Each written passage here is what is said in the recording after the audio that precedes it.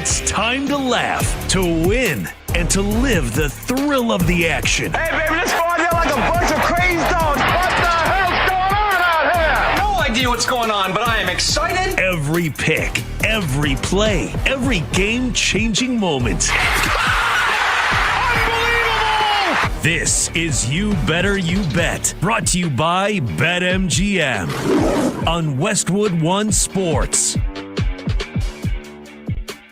And it is a great day to be alive in just 10 days from Super Bowl 60 in Santa Clara. Welcome in to You Better You Bet, presented by BetMGM. Make it legendary. Chris Mack in for Nick Costos for the next day or two while Nick gets himself packed up and shipped out to California. I just made it sound like we're putting him in an old refrigerator box filled with packing styrofoam.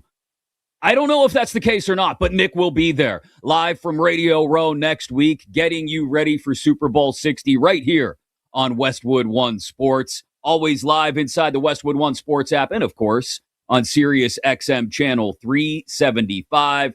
Thanks to each and every one of you for joining us this morning as we continue the build-up to the big game. You can watch the show on YouTube, youtube.com/@TheCostos,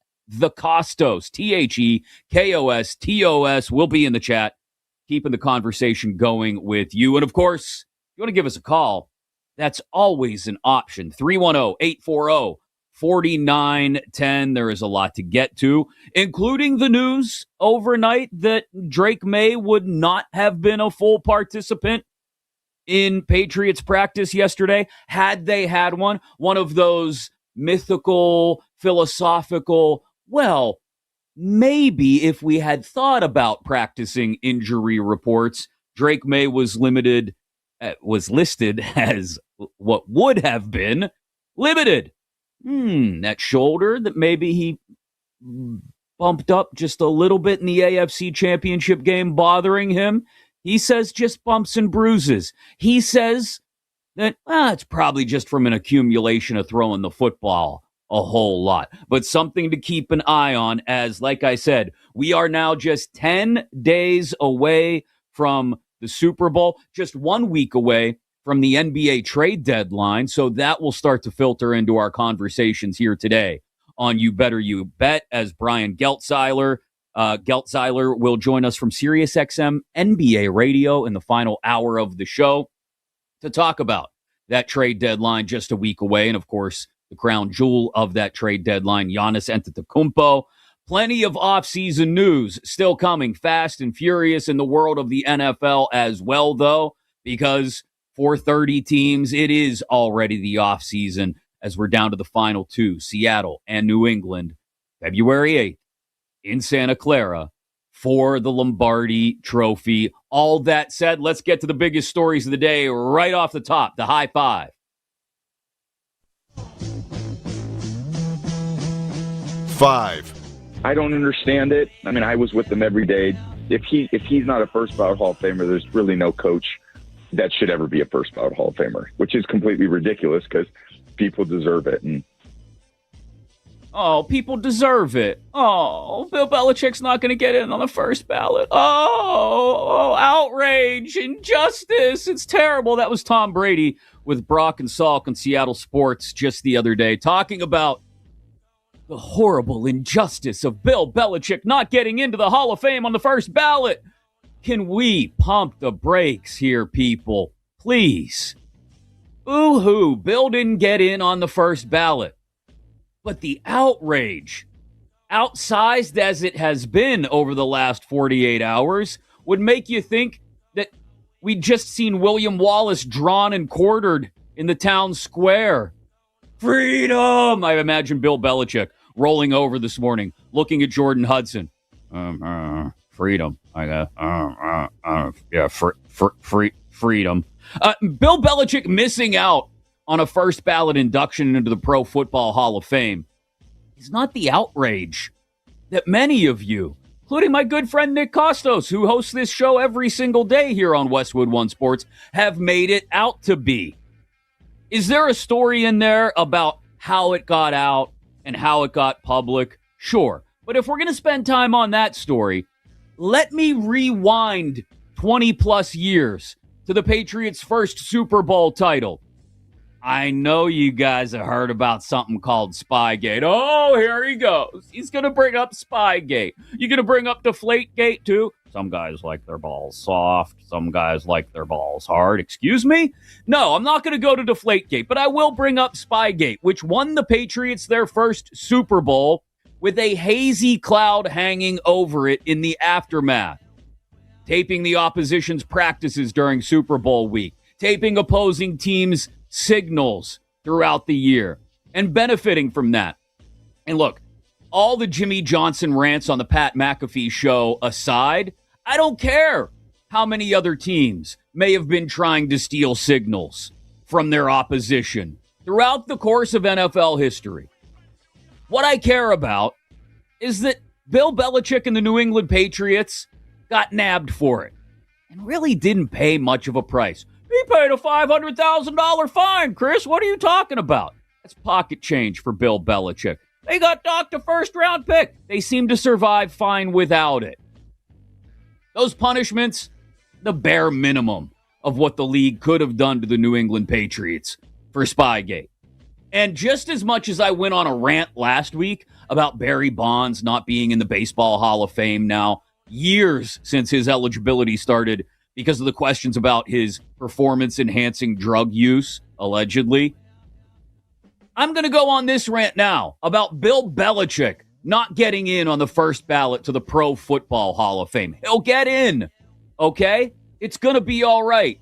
He'll give a rousing speech, I'm sure. I mean, I enjoyed places like Cleveland and New York, but New England, thank you. And then he'll walk off, and he'll do that uncomfortable smile, and Jordan will post some snaps, and we'll all go, yay, greatest coach of all time, which he still, in all likelihood, is. But if he has to wait a year because there's a giant haze, giant cloud of suspicion over all that he benefited from in Ernie Adams' work, go look him up, kids. It's a quick Wikipedia search away. Then I'm okay with that. And everybody needs to pump their brakes and just calm down. This isn't the end of the world. It's not the delegitimization of the Hall of Fame. I would argue that some of the players that get in who are borderline cases are more a delegitimization of the Hall of Fame, and you could say that about any sport, really, at this point in time, than Bill Belichick not getting in on the first ballot. But let's stop making a martyr of Bill Belichick.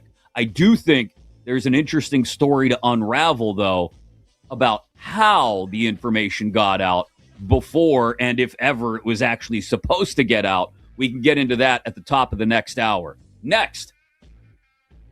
4. I mean, definitely. I mean, I don't see why you wouldn't. And I have spoken to Aaron, and so that's really where we are there. But I was able to sit back and watch the games. I watched most of the Pittsburgh games on TV, and I thought he was a great asset for the team. For those of you that know me, you know I'm a Pittsburgher, as we call ourselves Yinzers, and we mean that in the most flattering way possible. Some of us talk like this when we're around our uncles and our cousins, just like Mike McCarthy talks when he's spent the week in Greenfield. And no, he talks like that all the time. I shouldn't limit his Yinzer accent to just when he's back in Pittsburgh. Mike McCarthy got a lot right during that introductory press conference earlier in the week. And I'll be honest, as someone who wants to see the Steelers do well, we all have teams we like. Let's not pretend like this is capital J journalism here. As someone who wants to see the Steelers do well, I like what Mike McCarthy brings to the table to a certain extent. He's helped make quarterbacks better over the years. We can question whether Aaron Rodgers would have had a magnificent career in Green Bay with or without Mike McCarthy. We can question if Dak Prescott would have truly blossomed in Dallas without Mike McCarthy. But you can't ignore the fact that that wasn't the case. The case was each of them got to benefit from Mike McCarthy, a guy who was raised as a coach in the West Coast style and helped his quarterbacks find their maximum potential. And that should be what it's all about for the Pittsburgh Steelers going forward. It shouldn't be about showing fealty to Aaron Rodgers. That's great. Aaron Rodgers went 10-7 in his final season. And if he decides to close the book on his playing career at this point, it'll be a nice punctuation mark at the end of his final chapter rather than 2 horrible years with the Jets. And if Aaron Rodgers wants to walk away with a fairly neat and pretty tidy ending to his career, he could do it right now and feel good about it. And I think the Pittsburgh Steelers should feel good about that. Mike McCarthy should feel good about that. The way forward for the Pittsburgh Steelers is not another year with Aaron Rodgers and another year of 9-8 or 10-7 and another year of an early playoff exit. That's what has driven everyone in Pittsburgh and everyone who's a Steelers fan across the country and really the world crazy for the better part of the last 15 years. 9-8, 10-7, early exit. You could predict it before the start of every season. Heck, my 12-year-old kid predicted it. He looked at me in August and said, Dad, you know they're going to go 10-7 and lose the wild card game, right? I said, son, you're wise beyond your years. And that's exactly what happened. That's not what the Steelers need more of. They need to find out what's next at quarterback. Is it a veteran retread? Is it a rookie they find in the draft? Is it Will Howard? How many more times can I make that noise? But that's the way forward for the Steelers. Figuring out the future, not going 10-7 again. That's the only thing Mike McCarthy got wrong during that introductory press conference on Monday afternoon. I swear, I could have seen some Heinz ketchup maybe from the corner of his mouth. Maybe he had some fries on his sandwich right before he walked up to the podium. Everything else beautiful. Bowing down at the altar of Rodgers, the one thing he got wrong. Next. 3. He's informed the necessary Bucs officials that he believes the time has come now for both of these sides, him and the Bucs, to move on after 13 years, after he led this team, this organization, to its first championship in 50 years in 2021. Sources tell me he is ready. He is ready. Giannis is ready. The Bucs are ready. That's Shams last night on ESPN, talking to Ernie, Kenny, Shaq, and Chuck. The Giannis sweepstakes is open with 1 week to go until the NBA trade deadline, and he's made it more than well known over the last year or so that he doesn't think the Bucs can win. Not because of him, mind you. No. It's never really about Giannis and what he can or can't do, even though he's as fragile as your grandmother's china. Graham always got mad when you'd leave the spaghetti sauce sit on the plates too long. You wash those right after dinner. Anyway, it's always about Giannis's teammates. You know, the ones that the Bucs have gone out of their way to fill their roster with every year, stretching themselves thinner and thinner of both draft resources and cap space in order to build the perfect roster to make Giannis as happy as possible. And yet, he just isn't. Never is, really. Makes me wonder if Giannis is as mentally soft as he is physically. Now, I don't want to sit here and pretend like Giannis Antetokounmpo isn't a very good, still sometimes great player. He is. But he's no longer the kind of guy that can drag Milwaukee's roster to an NBA Finals appearance, let alone a championship. And I don't know if he's the kind of guy that puts any other contending team over the top at this point in his career. Sure, there are teams that are on the cusp that feel like it may be worth it to give up way too much in draft picks and or existing talent. But is there anyone out there that really, truly believes that Giannis is the guy that puts them over the top and wins them a title? The Knicks could probably get a deal done, but they'd have to give up the kind of player that they already believe makes them contenders. Maybe Memphis could get it done. That doesn't make them a championship team, though. Minnesota's right there already, too. Detroit might make a ton of sense, but they like the core that they've built. And do they need Giannis when they've already got the best record in the Eastern Conference? Especially when you never know if he's going to miss time at the most impactful points of the season down the stretch and into the playoffs. Golden State, they've got a boatload of picks they could move and might be willing to empty the cupboard one last time to try and get Steph and Draymond one more ring. But would Giannis be looked at as the finishing touch on a championship roster? Or is he, at this point in his career, just a swing from the heels at a curveball on the outside corner that ends up getting popped up the shallow right? Sorry, I'm mixing my metaphors here. But the point remains. There's no one out there who has the assets available, is just a Giannis away from a title, and is willing to put up with the long-term commitment to a guy who probably is never again going to play more than 60 to 65 games in a season. We'll get deep into this in the third and final hour of the show, especially with Brian Geltzeiler of Sirius XM NBA Radio, who joins us at 11:20 Eastern. Next. 2. He's just fearless, man. Just fearless. It's awesome. Man, Mike McDonald sounds fired up. Granted, that was the morning after the NFC Championship game when he was talking to Brock Heward and Mike Salk in Seattle about what he thinks of Sam Darnold. For a long time in the NFL, there was a certain belief that the defense didn't have to be elite if you had a great quarterback. Elite QB, not so elite defense, you could still win a championship. And now here we are in January, nearly February of 2026, wondering if a new formula may have been unlocked. Long term, who knows? Just this year, possibly. Could it be that you can get away with a quarterback who's just, good if your defense is truly elite? This isn't meant as some sort of sideways, backhanded compliment of Sam Darnold. I promise. I've had more than enough freezing cold takes about Darnold and his visions of ghosts this year that it's safe to say he's proven me and a whole lot of people wrong. But let's not also pretend that Darnold has magically leapt into a class with some of the other MVP caliber quarterbacks in the NFL. It's okay to openly and honestly acknowledge that while Sam Darnold is having another very good, some would say great year, he's not the lone reason the Seahawks are in Super Bowl 60. He didn't drag the rest of the team kicking and screaming to Santa Clara. Seattle's defense was the biggest part of what they've done out there.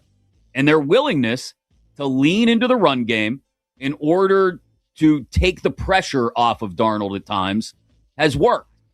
So if we can all be open and honest with ourselves and each other and acknowledge what Seattle has done this year without an MVP caliber quarterback, maybe it's also time to be open and honest with ourselves and each other and acknowledge that a reclamation quarterback coupled with a fantastic defense is another path toward a Lombardi. And if it is, who could be next year's Sam Darnold? Who's that quarterback? Whether it's via free agency or trade, who could go somewhere new, be asked to do just enough, not screw things up, not see ghosts, and have a solid weapon or two at his disposal while being coupled with a great defense.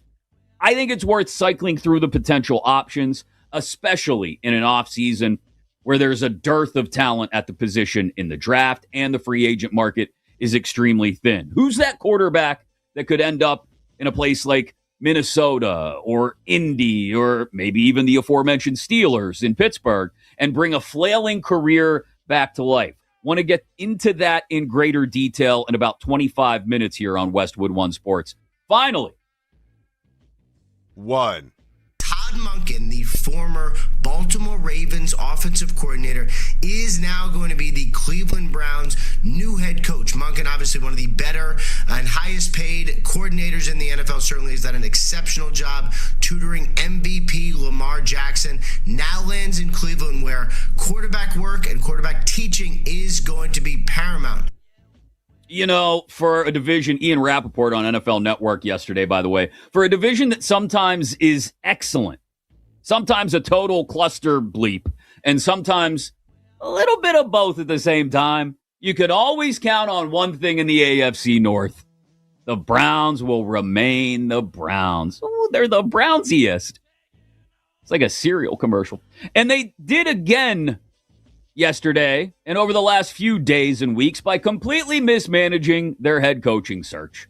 Look, no one was going to go out of their way to take the Browns job before another one became available that they could also be qualified for. So they were left with, just that, the leftovers. Young, inexperienced assistants and their own defensive coordinator who seemed to badly want the job, and who, despite his own lack of success as a head coach previously, seemed to make at least some kind of sense for a team that's always satisfied with keeping their heads just above water rather than competing, let alone contending. And despite those options, young assistants who may have been a roll of the dice, but who they could have built with, or the established veteran coordinator who at the very least wanted the job, they somehow, the Browns, made an even worse choice. The guy who routinely forgot that Derrick Henry existed and somehow couldn't put an offense with an MVP caliber Lamar Jackson at quarterback in the Super Bowl. And once again, why did all of this nonsense happen?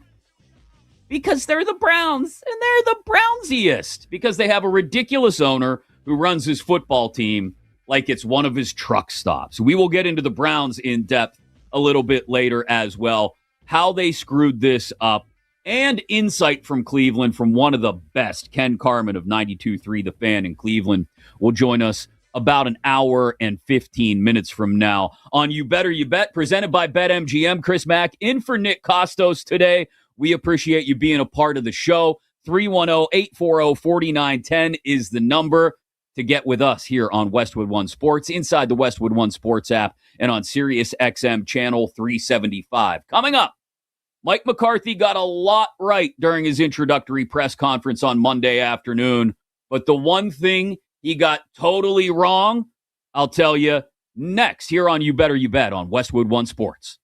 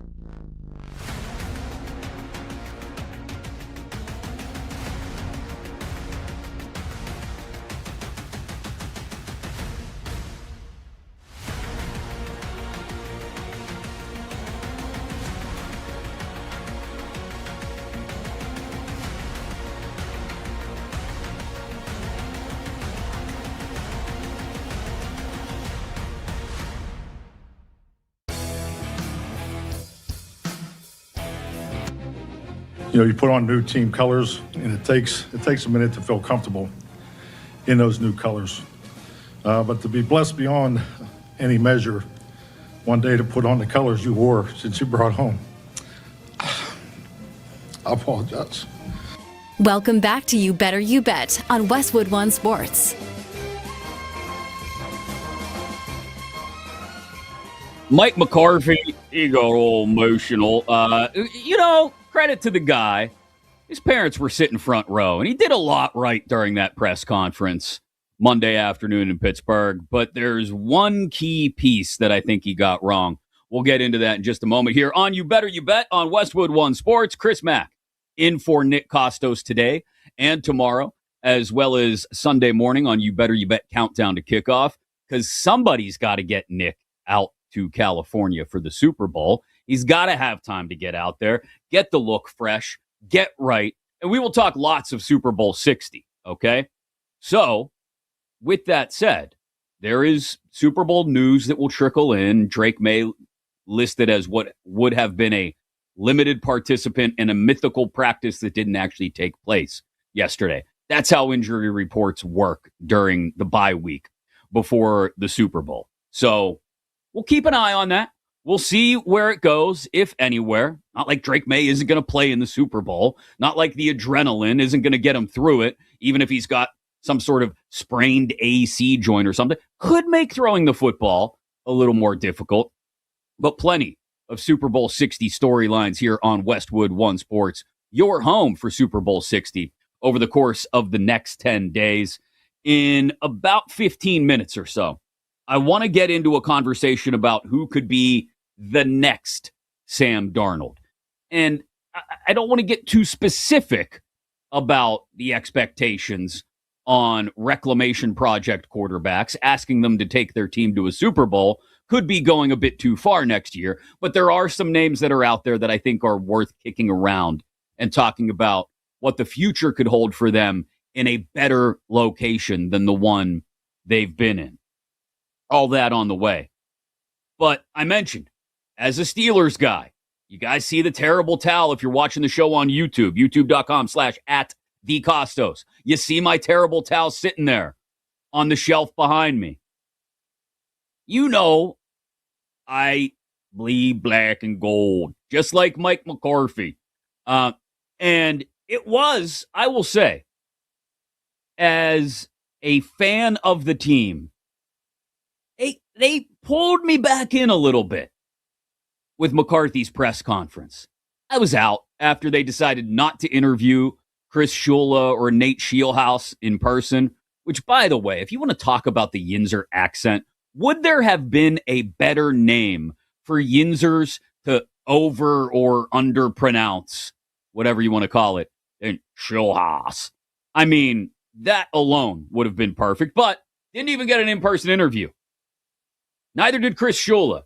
They said, no, you know what? What we got from the 62-year-old Mike McCarthy in that interview was more than enough. He's our guy. May not be on the job for 15-plus years like the last 3 head coaches they've had in the last half-century plus, but he's the guy that we think helps us find our next quarterback while remaining competitive. If you're ownership in Pittsburgh, which is still of paramount importance. Going 9-8 or 10-7, still very important to ownership. That they sneak into the playoffs and lose in the first round. And I don't understand why that is still so high on the priority list.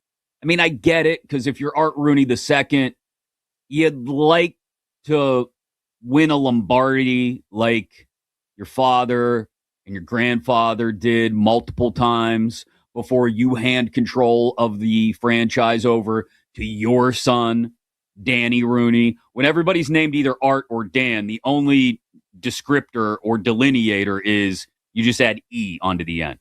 Oh, he's Art. No, he's Artie.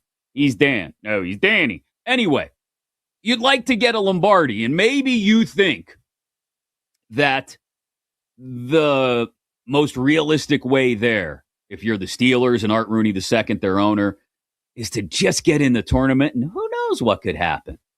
But we saw what can happen just a few weeks ago, especially when it involves a 40-plus quarterback who is no longer at his best. Credit to Aaron Rodgers, who had a good year in Pittsburgh, especially when you compare it to all the expectations coming in. I don't know how many people outside of Pittsburgh thought Aaron Rodgers and the Steelers would win the AFC North. I don't know how many people in Pittsburgh thought that was truly a realistic expectation, but they did. Did they get a mud hole stomped in them in the wild card game? Sure, and that's as far as it went because that's the Steelers' ceiling with Aaron Rodgers at quarterback. And that's the one mistake Mike McCarthy made during his opening press conference the other day, is showing that unabashed loyalty toward Aaron Rodgers. Now, it was his introductory press conference, and certainly the last guy you want to flame in a public forum is Aaron Rodgers, because he will file that away. They'll tuck it way back there in the back of his cranium and remember that for some day down the road when he can pay you back for it. So you didn't have to come out if you were Mike McCarthy and say, hell no, I don't want Aaron Rodgers back. What are you talking about? He's old. But you could have, I think, played it a little bit more down the middle.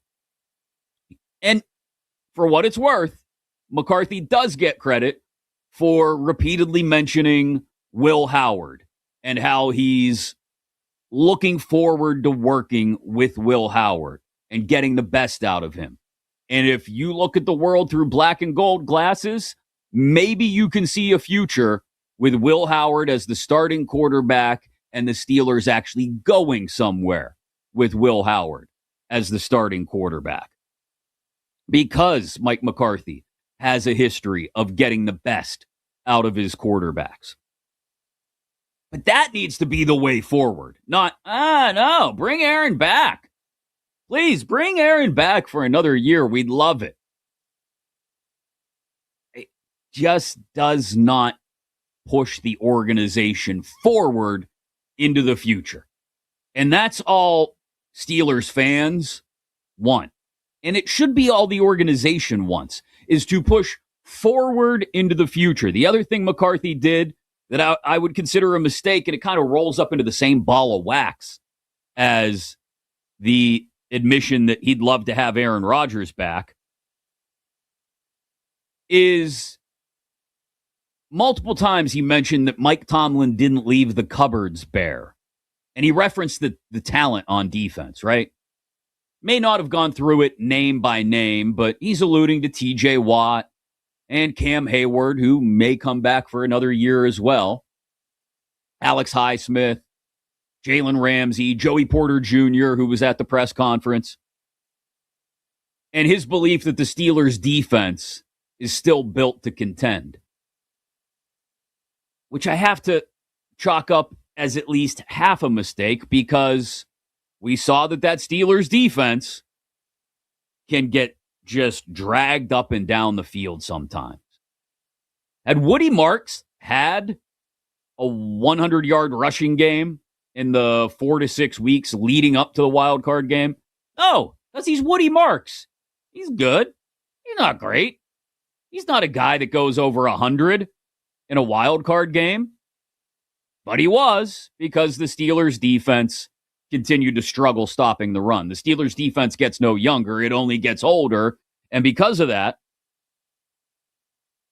the cracks in the foundation of that defense, the highest paid defense in the NFL, are more than just cracks now. They're just absolute fractures. Pieces of the dam are falling off of the wall.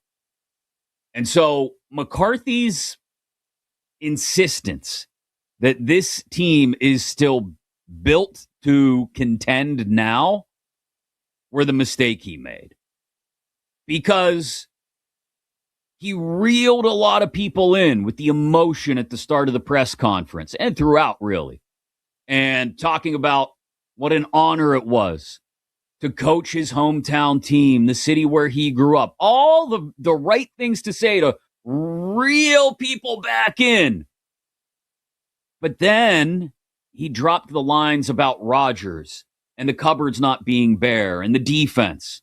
And those were the places where I think Mike McCarthy went astray in that opening press conference. And the reason a lot of Steelers fans, maybe not the majority, but a lot of them are still questioning the McCarthy hire because they look at it as, great, you got Mike Tomlin, but on the offensive side of the ball and with a Yinzer accent instead of great catchphrases.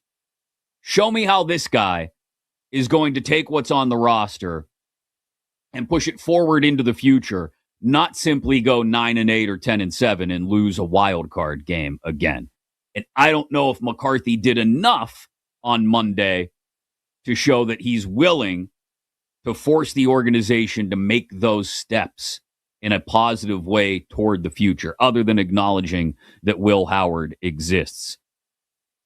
But it does bring about a question. If it's not Rodgers, and if it's not Will Howard, who is it at quarterback for the Pittsburgh Steelers? There are a couple names out there, even though the draft is not deep, free agency is not deep. Coming up, could we see somebody replicate in 2026? Maybe not necessarily in Pittsburgh, maybe in Indy, maybe in Minnesota. What we've already seen one of this year's 2 Super Bowl quarterbacks do. We'll get into that next right here on You Better You Bet, presented by BetMGM on Westwood One Sports.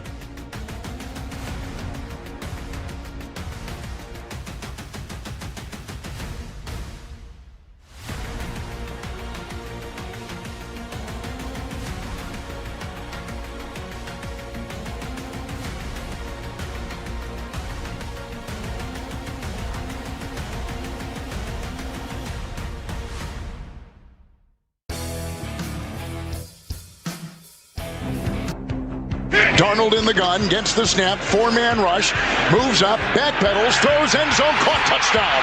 Far side, Jackson, Smith, and Jigba. This is You Better You Bet, presented by BetMGM on Westwood One Sports.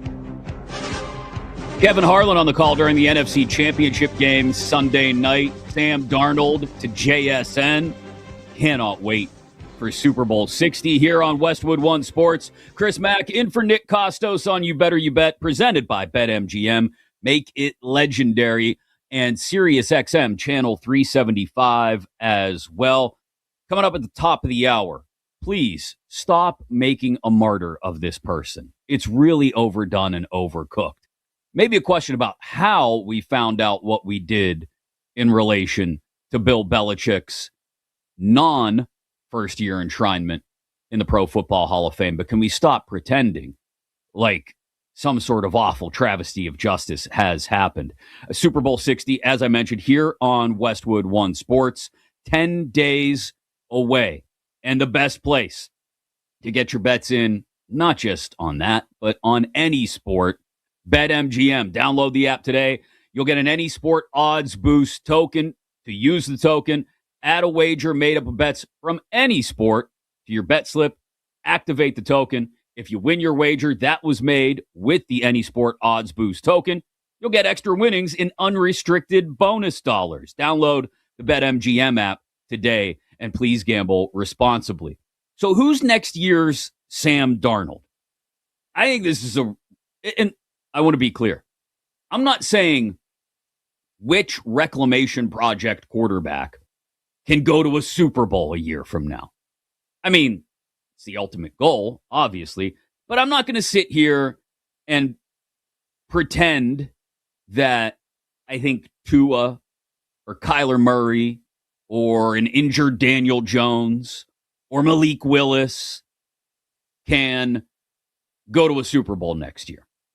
But I think in this world where we've seen Sam Darnold resurrect his career, thanks in large part to the high-end weaponry that he's been afforded the opportunity to work with, Jackson Smith and Jigba in particular this year in Seattle, Jefferson and Addison last year in Minnesota, and the great defenses he's had on the other side of the ball, both with the Vikings last year and especially Seattle this year, that there is a formula there for taking a retread, if you want to call it that, reclamation project quarterback and putting a fresh coat of paint on their career and getting them back to the point where people don't just look at them seriously as a starter in the NFL, but look at them as a guy who can do good things. And again, I've had plenty of what now in retrospect are terrible opinions about Sam Darnold over the last year or two. Oh, here we go. He's going to Darnold all over himself again, which up until about halfway through the third quarter of the game at home against the Rams in Week 16, we were still witnessing on a semi-regular basis. So I don't fault myself completely for that. But credit to Sam Darnold for proving those of us who didn't believe in him, including me, wrong. Sam Darnold has not just gotten it together, he's completely turned his career around. And sure, we could blame it all on his time in New York and the Jets. And yes, the Jets are a dumpster fire. And yes, the running joke through the first couple of breaks of the show here this morning off the air has been the things that have happened since the last time the Jets appeared in a Super Bowl. And wow, it's a long list and fairly historical. I think Bill said at one point, yeah, the kids were planning some kind of music festival in upstate New York. Woodstock? I don't know. Yeah, there's a lot that's happened in the nearly 60 years since the Jets last went to a Super Bowl. And yeah, the Jets as an organization, more often than not, are a disaster, and that undoubtedly hampered Sam Darnold's growth. So maybe that's where we look when we look towards the next Sam Darnold. No, not the Jets. No, not Justin Fields. No. Maybe we look towards a team that maybe hasn't served their quarterback totally well. A team that's not an out-and-out dumpster fire, but never really has it totally together. Arizona. And I'll bring up Kyler Murray. Now, Kyler has been absolutely crushed, and rightfully so, for his commitment to the game away from the facility, I guess is a lack of a better way to put it. Call of Duty tournaments sometimes take precedence over film study. We all know the story. But you put Kyler in a strong organization with a quarterback whispering head coach and a really good defense on the other side of the ball and some weapons to work with. I see our guy Kenny, our board op, is throwing the suggestion of Kyler Murray to Miami in the chat here. I would say Minnesota. If you're not totally sold on J.J. McCarthy, and is anybody totally sold on J.J. McCarthy? Get Kyler Murray in Kevin O'Connell's office tomorrow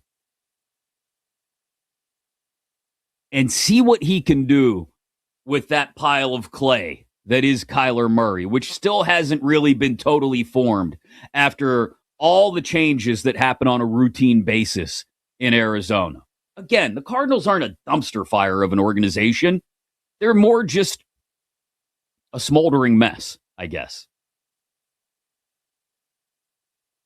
They're like, when you have a fire on your back patio or in the backyard on a cool fall night and it's contained in the fire pit, but you want to make sure it goes out, so you pour a little bit of water on it just to make sure, there's still a couple embers in there. That's what the Cardinals are. They're not the flaming dumpster fire that, for example, the Browns are, which we'll get into later. But the smoldering wreckage, maybe. Get Kyler out of there. Get him to Minnesota. Give him some weapons to work with. Give him, like I said, a quarterback whispering head coach. Get him a great defense on the other side of the ball. I don't know if that makes Minnesota a Super Bowl contender. But they won 13 games a year ago with Sam Darnold at quarterback when we all questioned what Sam Darnold really was. And again, I'll back up my assertion I made when he was drafted. J.J. McCarthy is Kenny Pickett 2.0. Going to be a very good backup for a long time in the league, or at least a serviceable backup for a long time in the league. But J.J. McCarthy is not that dude. I don't even know if he's on the level of dudes who, with a ton of weapons and a great defense, get you beyond the wild card round. Go out, get yourself Kyler Murray, and see what you can do with that. Kyler, I think, in my opinion anyway, has the possibility, if he ends up in a good situation, of being next year's Sam Darnold. The physical gifts and the athletic ability are there. We've definitely seen it in flashes. But he's always seemed somewhat uninspired in Arizona, right? Again, the Cardinals, not the most inspiring franchise. Going through the changes that he's gone through there, not the best for a still developing quarterback. And yes, he's still developing at this point in his career. If I had to pick next year's Sam Darnold, I'd probably go with Kyler. What do you think? Who could be next year's Sam Darnold? 310-840-4910. Join us here on You Better You Bet on Westwood One Sports, presented by BetMGM. Chris Mack in for Nick Costos today. Coming up next, The world is acting as if a legend has been drawn and quartered in the town square. But I'm here to tell you, the world is wrong. Next on You Better You Bet.